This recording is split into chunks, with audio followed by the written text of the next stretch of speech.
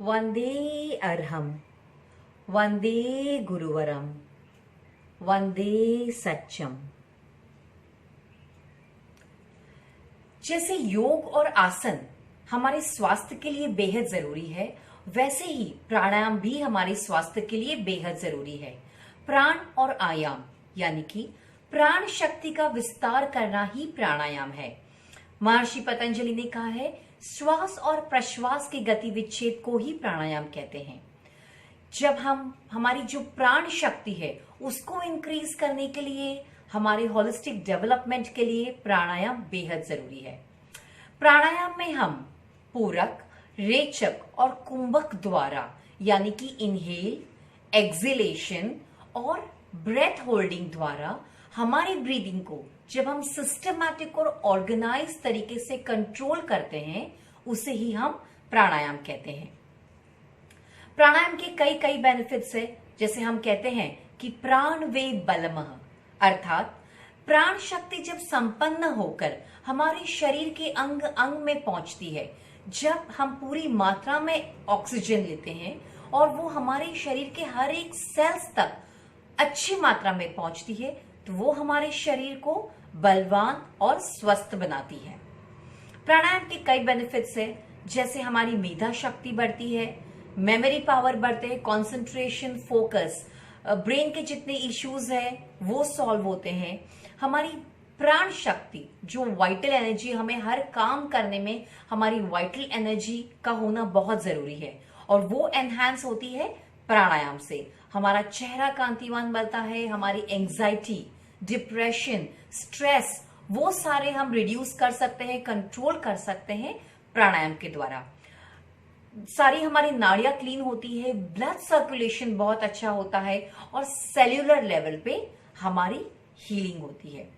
तो एक complete mind, body, soul के लिए हमें प्राणायाम बेहद ही जरूरी और आवश्यक है। हम स्पिरिचुअली भी अगर देखें तो हमारी चेतना पे जो आवरण है उसको भी क्षीण करते हैं प्राणायाम। हमारे स्वभाव को सौम्य, कोमल, सकारात्मक बनाते हैं। And pranayama is extremely important for an holistic development. Okay, now आज हम 3 बेसिक प्राणायाम करने वाले हैं। वो है कपालभाति, उज्जयी और अनुलोम विलोम। तो सबसे पहले हम करेंगे कपालभाति प्राणायाम। कपालभाति प्राणायाम के लिए पहले कुछ जरूरी सूचनाएं कि कोई भी प्राणायाम करते वक्त हमें किसी प्रशिक्षक के, अगर हमें कोई हेल्थ इश्यूज है, हाई बीपी है या हमारा कोई ऑपरेशन हुआ है या कुछ भी हमें तकलीफ, हार्ट इश्यूज हैं, तो हमें किसी प्रशिक्षक की मदद से हमें पूछ कर करना चाहिए। प्राणायाम के समय हमें अपने चेहरे पे कोई भी स्ट्रेस लेकर नहीं आना है। अपने चेहरे को रिलैक्स रखिए, बॉडी को कड़क नहीं करना है, शिथिल रखिए अपनी बॉडी को और रिलैक्स फॉर्म में हमें प्राणायाम करना है। कपालभाति में स्पेशली हमें ध्यान रखना है कि कमर की अगर किसी को इश्यूज है, कोई भी कमर की तकलीफ है, तो आप सपोर्ट ले लीजिए। बैक आपका बिल्कुल स्ट्रेट होना चाहिए। तो करेंगे कपालभाति प्राणायाम। जिस आसन में आप सुविधा पूर्वक बैठ सके उस आसन का चुनाव करें। कमर और रीढ़ की हड्डी सीधी। आसन करते वक्त आप 2 मुद्रा, या तो आप ज्ञान मुद्रा, तर्जनी उंगली और अंगूठे के अग्रभाग को मिलाएं, शेष 3 उंगलियां सीधी और वो अपने घुटने पर स्थापित करें। या फिर आप वितराग मुद्रा कर सकते हैं। लेफ्ट हैंड हथेली नीचे, राइट हथेली ऊपर, दोनों अंगूठे परस्पर मिले हुए नाभि के नीचे स्थापित करें। कपालभाति करते वक्त हमें झटके से श्वास को छोड़ना है और जैसे ही हम श्वास छोड़ेंगे पूरे पेट को अंदर लेना है, जैसे कि नाभि पर चोट लगे वैसा अनुभव करते हुए पेट को अंदर की तरफ खींचना है। इसमें हमें श्वास को लेने में कोई प्रयत्न नहीं करना है, वो स्वाभाविक ही आएंगी। तो एक बार हम करके देखते हैं कैसे करना है कपालभाति। हम धीरे धीरे करेंगे, 1 सेकंड में 1 श्वास छोड़ेंगे।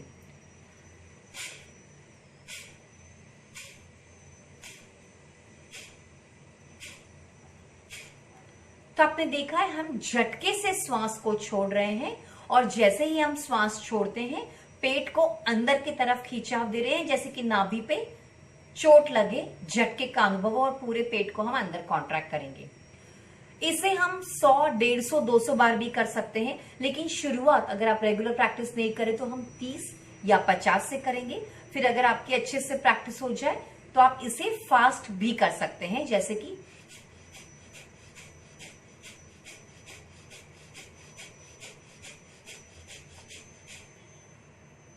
इस तरीके से आप कर सकते हैं। तो एक बार हम पुनः करेंगे। 1 सेकंड में एक श्वास छोड़नी है, कपालभाति प्राणायाम।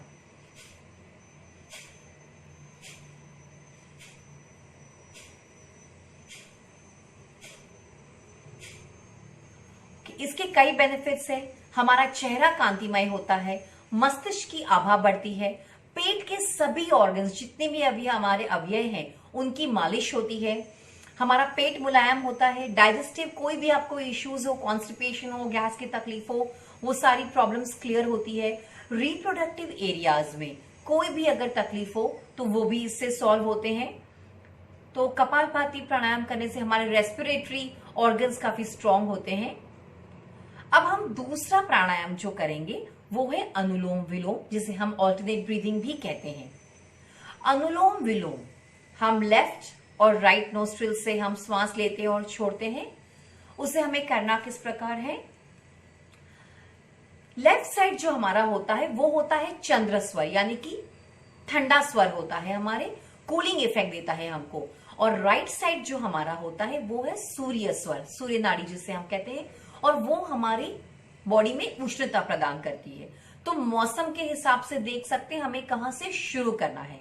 अभी गर्मी का मौसम है तो हम लेफ्ट से इनहेल करेंगे, राइट से एक्सहेल करेंगे, फिर पुनः राइट से इनहेल करते हुए लेफ्ट से एक्सहेल करेंगे। ये 4 क्रिया मिलके हमारा एक राउंड हुआ है।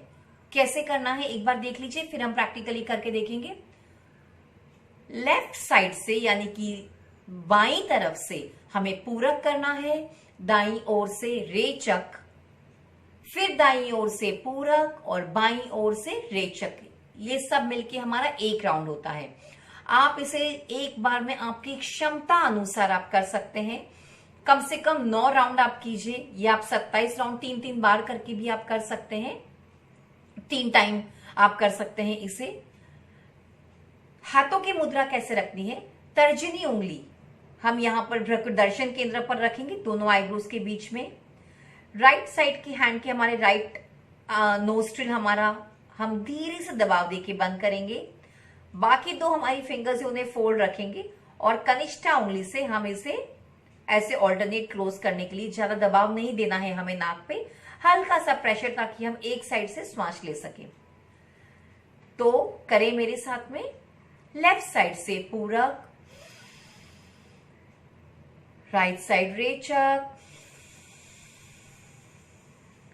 Right inhale, left exhale. आपको अगर हाथों की मुद्रा ये कंफ्यूजिंग एक बार लग रही हो तो आप एकदम सिंपल तरीके से आप सिखाने के लिए पहले प्रैक्टिस कर सकते हैं। सिर्फ अंगूठा और हमारी लास्ट लिटिल फिंगर को हम यूज करेंगे। इनहेल एक्सहेल, इनहेल एक्सहेल, इस तरीके से भी हम कर सकते हैं। यूजुअली जितना हम सेकंड श्वास लेते हैं उससे हमें डबल श्वास छोड़ने में लगाना चाहिए, पर हम टाइमिंग का वो जैसे जैसे हम उसको प्रैक्टिस करेंगे वो हमें स्वाभाविक ही आने लगेगा। तो पहले हमें एक बार हम फिर से करेंगे। Left inhale, right exhale, right inhale. Inhale करते वक्त पेट पूरा हमारा फूलेगा और एक्सहेल करते वक्त अंदर कॉन्ट्रैक्ट होगा। Left exhale. तो ये था अनुलोम विलोम। अनुलोम विलोम के कई बेनिफिट्स हैं। हमारे पूरे शरीर में करीबन 72,000 नाड़ियां हैं, और ये ऑल्टरनेट ब्रीदिंग जब अनुलोम विलोम हम करते हैं या नाड़ी शोधन प्राणायाम हम जब करते हैं तो हमारी वो सारी नसें के ब्लॉकेजेस क्लियर होते हैं, हमारी नाड़ी क्लियर होती है, हमारा ब्लड सर्कुलेशन अच्छा होता है, ईडा और पिंगला का बैलेंस होता है, हमारी लेफ्ट और राइट ब्रेन का बैलेंसिंग होता है, मेमोरी पावर, क्योंकि मस्तिष्क में पूरा ऑक्सीजन जा रहा है तो हमारा memory power concentration, focus increase होता है। सिर के कोई भी दोष हो, माइग्रेन हो, सिर दर्द आपको रहता हो, एक साइड से दर्द रहता हो, तो वो इससे दूर होते हैं। हाई बीपी, डिप्रेशन, एंगर, हमारा क्रोध शांत होता है, स्वभाव परिवर्तन होता है। स्ट्रेस में भी ये सबसे अच्छा रामबाण इलाज है अनुलोम विलोम। अब एक और हम प्राणायाम करेंगे और वो है उज्जयी प्राणायाम। जिह्वा के अग्रभाग को यानी अटंग की हमारी टिप को मोड़कर तालू पे लगा दे, जैसे हम खेचरी मुद्रा में लगाते हैं। स्वर यंत्र से हमें श्वास को, यहां का गला हमें थोड़ा सा कॉन्ट्रैक्ट करना है और एक गले में घर्षण करते हुए इनहेल करना है पूरा, और घर्षण करते हुए ही गले से हमें घर्षण करते हुए नाक से श्वास छोड़ना है। बहुत जोर से आवाज नहीं करनी है, हमारे श्वास और प्रश्वास का जो मधुर ध्वनि है वो हमें स्पष्ट सुनाई दे।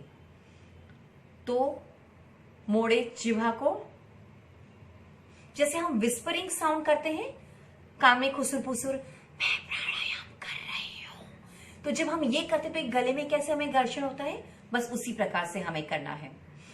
मोड़े जिह्वा को,